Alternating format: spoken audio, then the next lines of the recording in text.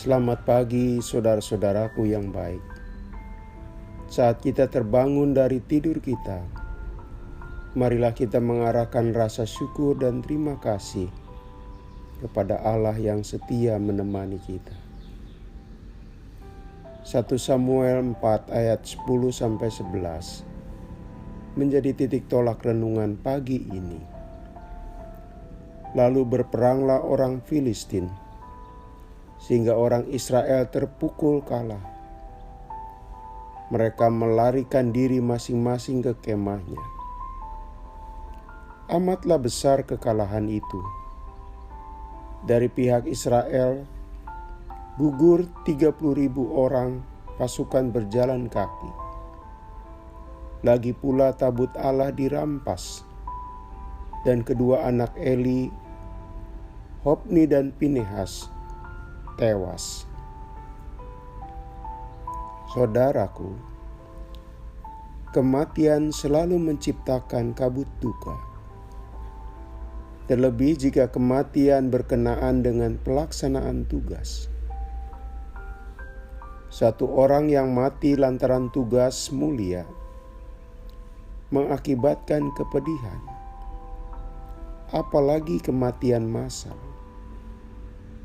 Pasti makin bertambah-tambah rasa dukanya.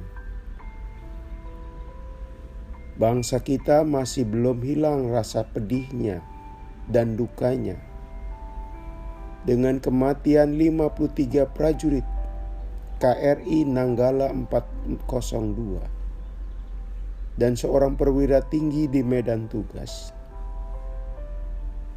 Dan yang paling terpukul adalah keluarga masing-masing. Berkaca dari peristiwa duka yang dialami tadi, kita bisa merasakan kepedihan mendalam bangsa Israel. Israel menghadapi bangsa Filistin. Ternyata harus mengalami kekalahan. Jatuh korban material dan nyawa di pihak Israel. Bangsa yang dicintai Allah menghadapi realitas pahit. Konon 30.000 orang gugur. Sebuah jumlah yang tidak sedikit. Bagi sebuah keluarga, kehilangan satu anggotanya gugur di medan perang itu sudah pukulan. Kehilangan besar.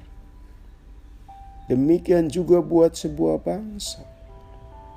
Air mata kesedihan dan kedukaan mengalir di tiap keluarga Israel.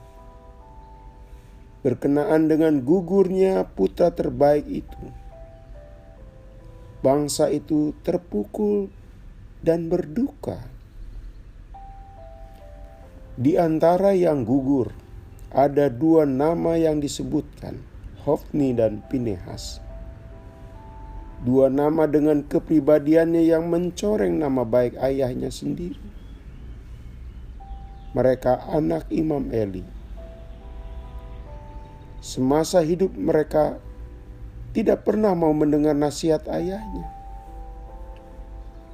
Perilakunya jadi sumber gunjingan, sebab tidak mencerminkan layaknya anak pemimpin agama.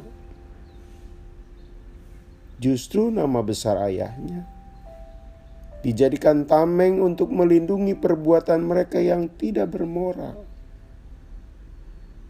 Tukang main perempuan, tukang mencuri persembahan untuk Allah.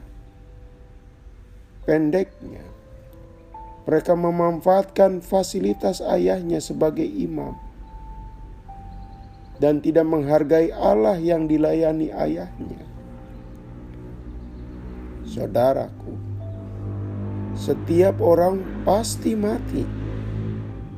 Sayangnya, kematian Hofni dan Pinehas bukan bagian kehidupan orang banyak tangisi. Bahkan tidak mungkin orang Israel merasa lega. Selama ini, orang Israel sudah muak dengan perilaku 2 bersaudara itu.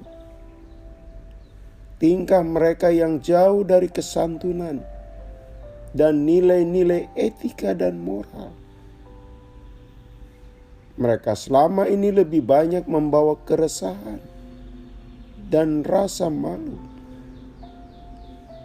bahkan bagi keluarganya sendiri, terutama Imam Eli, seorang tokoh agama. Hidup itu ada ujungnya, saudaraku. Termasuk anak seorang tokoh agama pun ada ujungnya. Yang disayangkan adalah saat tewas, Hofni dan Pinehas masih melekat dengan nama buruk. Mereka belum mengubah perilakunya. Mereka mati dengan nama yang masih tercela. Jika demikian, bisa saja bangsa itu justru terbebas dari beban moral, sebab telah tewas yang mereka anggap biang onar. Bila demikian yang terjadi, saudaraku, betapa terpukulnya Imam Eli. Kedua putranya saat hidup telah banyak merepotkan keluarga dan bangsa. Sedangkan saat mati, tidak diiringi rasa duka dan kehilangan. Saudara, betapa penting mendidik secara tepat kepada anak-anaknya. Jika tidak, kelak anak-anak yang tidak mendapat pendidikan tepat lebih banyak merepotkan orang tua. Mereka menjadi sumber pergumulan orang tua dan keresahan orang lain. Sayangnya, Imam Eli tidak memperlihatkan ketegasan sikap dan mendisiplinkan anak-anaknya. Dan buah yang ia panen adalah kepahitan. Karena itu, saudara-saudaraku, mari kita menyediakan anak-anak kita tidak hanya makanan yang cukup, busana yang indah. Yang tidak boleh diabaikan adalah anak-anak kita butuh pendidikan budi pekerti dan disiplin hidup yang baik. Sehingga anak-anak kita hormat kepada Allah, hormat kepada orang tua, dan hormat kepada sesama. Mari kita berdoa. Ya Tuhan, jadikan kami sebagai pembawa kehendak-Mu dalam keluarga kami, sehingga dalam keluarga kami takut akan Tuhan. Inilah doa kami yang kami naikkan dalam nama Tuhan Yesus. Amin. Selamat pagi saudaraku, selamat memasuki pagi yang baru. Masih bersama Pendeta Supriyatno. Tuhan memberkati.